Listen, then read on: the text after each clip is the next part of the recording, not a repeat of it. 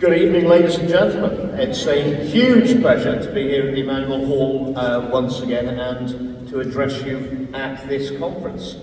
You'll notice I'm the last speaker before the Q&A session. I've got used to being the last speaker, haven't I? In a couple of weeks' time, it'll be 14 years since I was first elected to represent my home constituency of North West Leicestershire.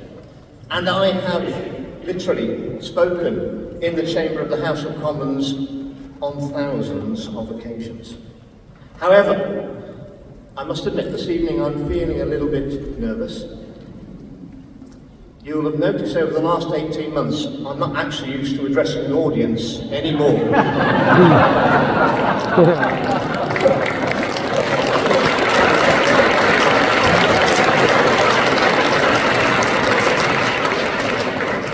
And if I am addressing an audience, they're normally trying to get out the back door as I stand there.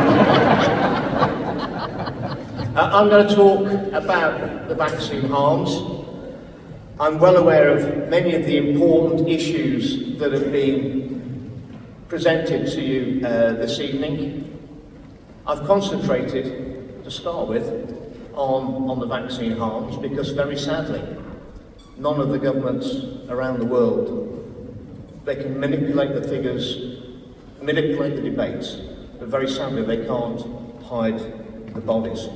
And I spoke out for the first time in December 2022, when the Medicines and Healthcare Regulatory Agency were seeking to get authorisation from the government to extend the authorisation of the vaccines down to children of 5 years old down to 6 months. And from the moment I spoke out in that chamber of the House of Commons, my life changed. I was no longer invited onto any mainstream media. I was cancelled. Colleagues I'd known in the House of Commons for years turned their backs on me. But something else happened. I got thousands and thousands and thousands of emails from people all over the world who were vaccine harmed or vaccine bereaved. So I lost a lot of friends, but I made a lot of new friends. Perhaps my old friends weren't my friends after all.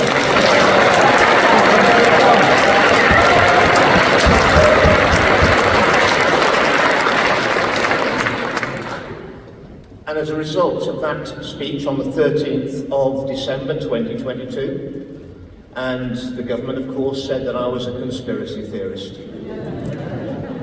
But what I will tell you is that mysteriously, our government in the UK is one of the few governments that never dared authorise those experimental and dangerous vaccines for little children and babies. And that was worth it.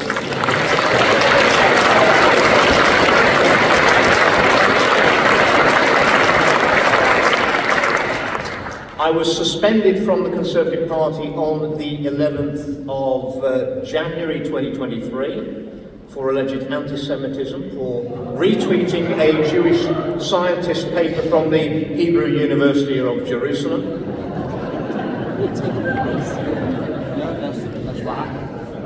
Did he do it?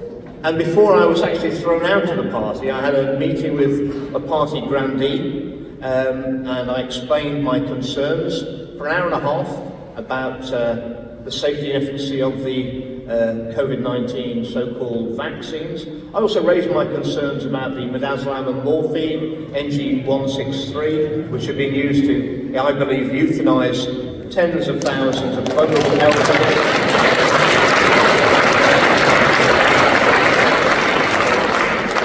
And I was listened to with a rather sad look in their eyes as they looked on me. And at the end of the meeting, I said, well, what do you think? And they said calmly, Andrew, there is currently no political appetite for your views on the vaccines. There may well be in 20 years' time, and you're probably going to be proven right. But in the meantime, you need to bear in mind that you're taking on the most powerful vested interest in the world, with all the personal risk for you which that will entail. and I told them, I'm out of here, this meeting's over.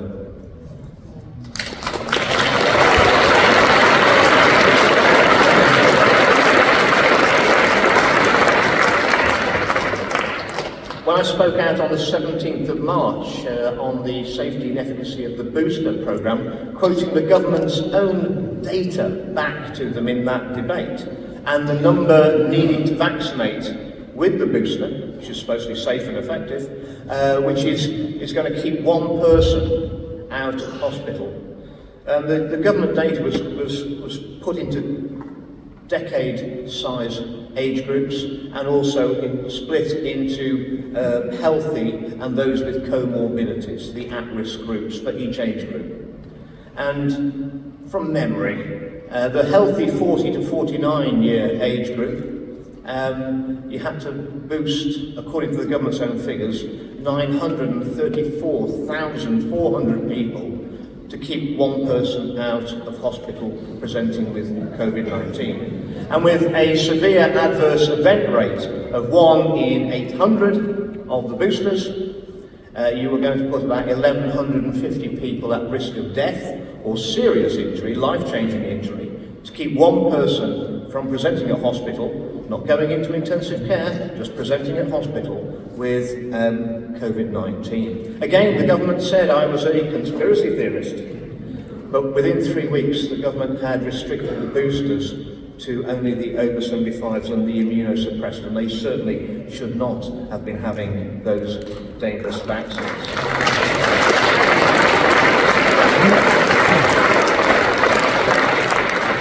I've become extremely suspicious in the mother of all parliaments of any topic which my colleagues don't want to talk about. They don't want to talk about the safety and efficacy of the vaccines. They certainly don't want to talk about excess deaths. They don't want to talk about the WHO instruments, the amendments to the international health regulations and the so-called pandemic accord or treaty or agreement. Well, I can assure you, I don't think anybody in this room has agreed to those instruments, and I can assure you that no one in North West Leicestershire has agreed to them, and their representative will not be voting for them when they come forward.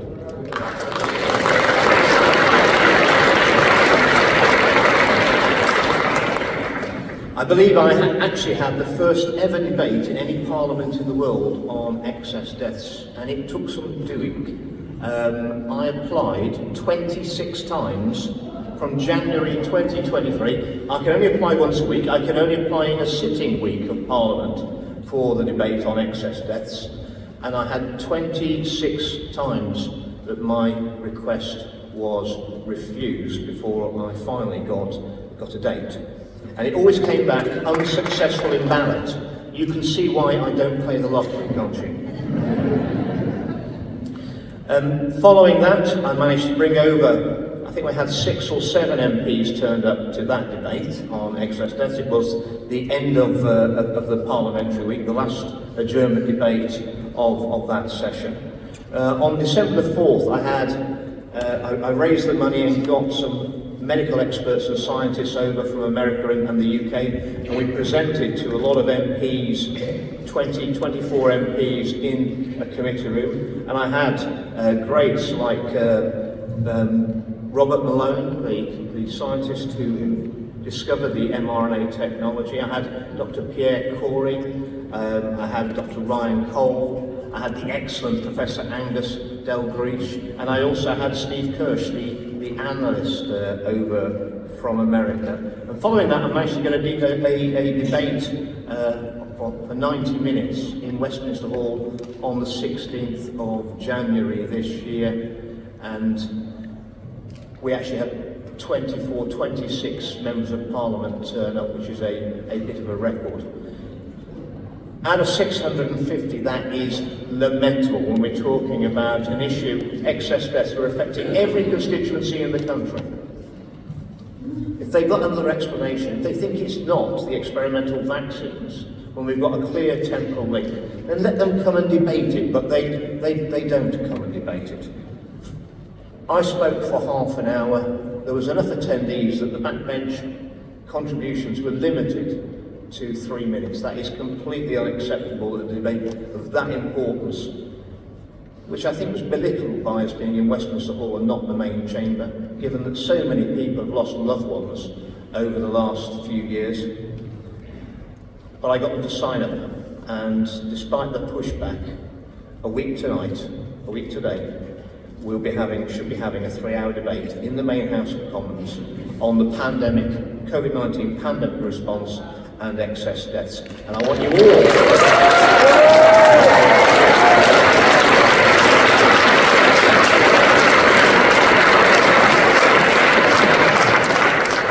all to put pressure on your own elected representatives from wherever you come in the country and say how important it is that they attend that debate a week today in the main chamber and listen and hopefully contribute to that debate, because it might be the first debate we're going to have full debate in the main chamber, but I'm very sad we're not going to see an end to the vaccine harms yet. The first step to sorting out a problem is admitting we've got a problem, and we're a very long way in our Parliament from admitting that. The evidence is overwhelming.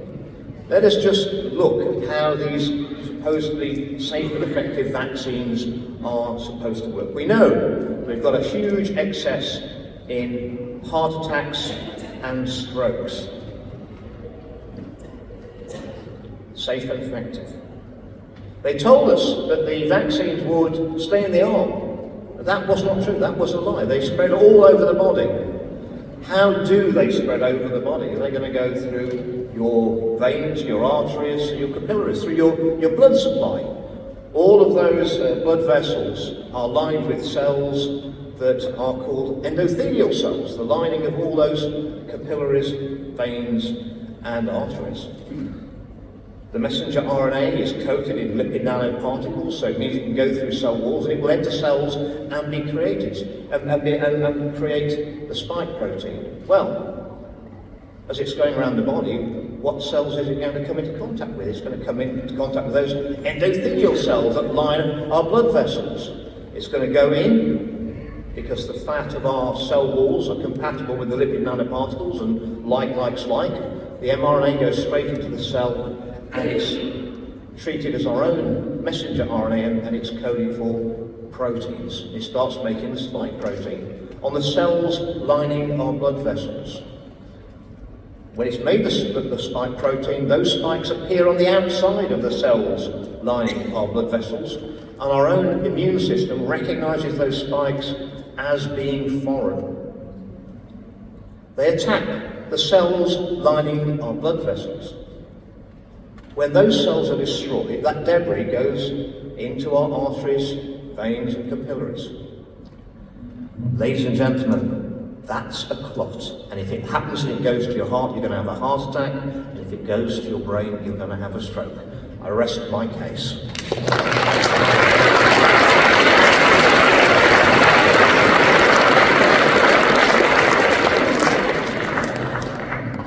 It's all been very heavy today. There's some really big issues that we're facing. It is very much a fight for the future of humanity, and I guess it must be a conspiracy because our so-called elected politicians who are there to represent the people are making the same ludicrous mistakes that are detrimental to your future and the future of our children in all the countries of the world. How can that be? How can they all have lost their collective minds at the same time? But I'm confident that we are going to win through. I'm confident in the future of humanity. We have to be confident for our children and our grandchildren. And so I'm going to end my address to you here, and I'm going to play a hopeful message, I think, that I recorded last October. So I hope you'll enjoy this.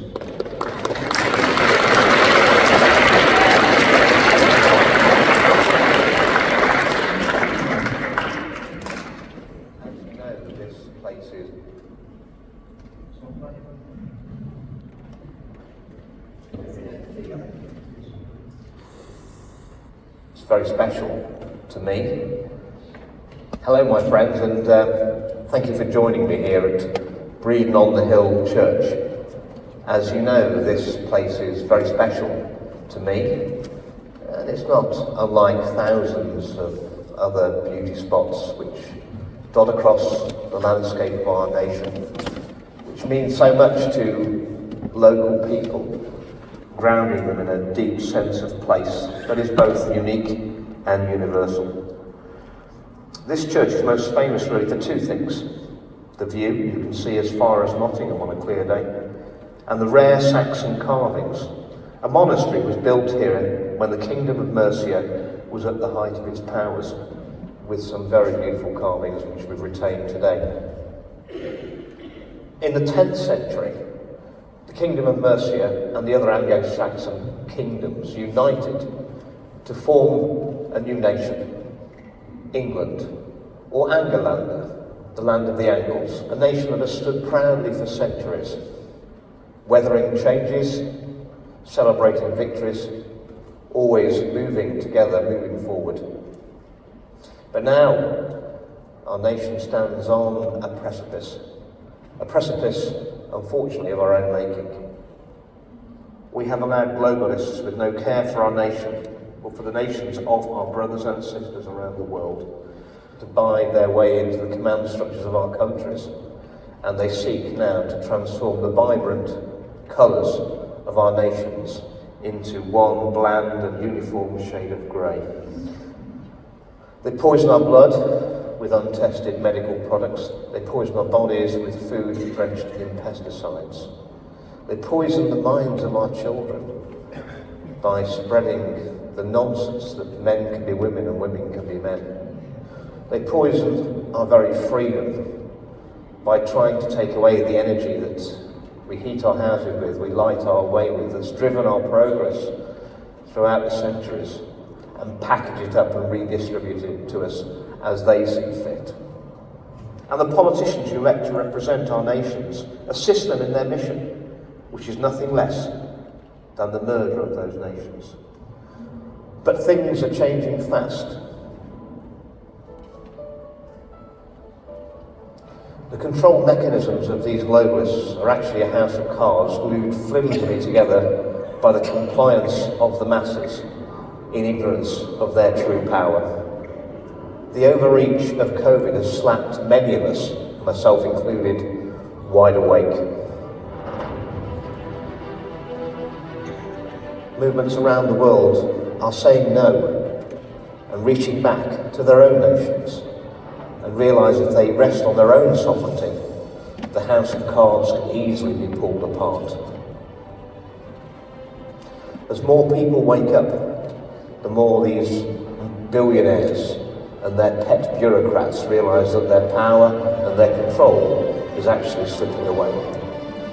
Since that control is actually based in fear, it's their natural instinct to dial it up on us, to redouble their efforts.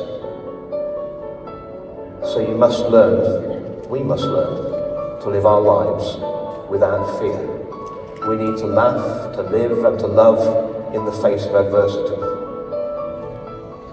There is nothing to fear from a virus that kills at approximately the same rate as annual influenza.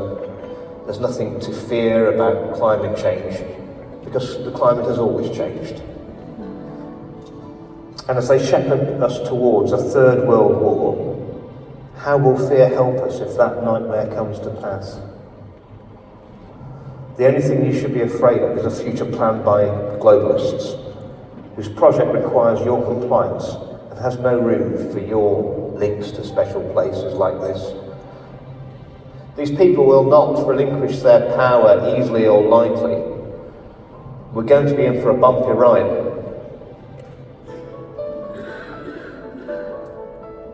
But when it's over, and it will be over, we will be able to build a new nation, something better than we had before. The Saxon kings and queens and countless English men and women fought and died so you and I could live in a nation that was prosperous, safe and free. The globalists have a different plan for our future, but all we have to say is we will not comply. All we have to say is no.